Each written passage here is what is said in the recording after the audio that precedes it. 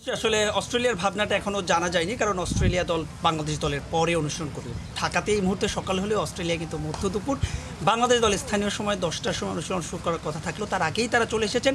শঙ্কার কথা একটা ছিল, তানজিদ তামিম গতকাল তার যে ডিসকমফোর্ট ছিল সেই ডিসকমফোর্টে গতকাল তিনি অনুশীলন করেনি।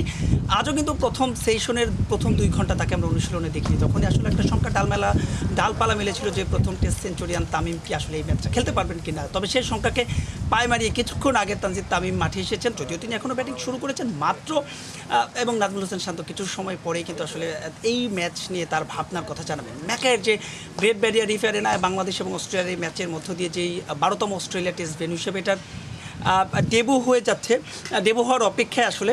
কিন্তু তার চাইতেও বড় বিষয় হচ্ছে বাংলাদেশ দলকে নিয়ে বেশ চর্চা হচ্ছে গোটা অস্ট্রেলিয়াতে। আমরা যেখানেই যাচ্ছি, যখনই আসলে তারা জানতে পারছে যে বাংলাদেশ থেকে টেস্ট কভার করতে এসেছি, তারা যেচে কথা বলছে এবং তারা অভিনন্দন জানাচ্ছে। বোঝাই যাচ্ছে যে যদি দ্বিতীয় ম্যাচটাও বাংলাদেশ আসলে জিততে পারে কিংবা ড্রও করতে পারে, তবে অস্ট্রেলিয়ার সঙ্গে প্রথমবারের মতো সিরিজ বাংলাদেশের জয়ের যে হাতছানি। অনুশীলনের কথা বলছিলেন, আজকে অনুশীলন যে দেখে যেটা মনে হচ্ছে আগামীকাল যে টেস্ট রয়েছে সেই টেস্টে হয়তো বা বাংলাদেশ 3টা পেসার নিয়ে তো খেলবে, 4টা পেসার নিয়েও বাংলাদেশ দল খেলতে পারে। কারণ বাংলাদেশ দলে শরীফুল, যিনি কিনা এই প্রথম টেস্টে ইনজুরির কারণে মিস করেছিলেন, তিনি কিন্তু আজকে দেখেছি ফুল রিদমে দীর্ঘ একটা সময় বোলিং করেছেন।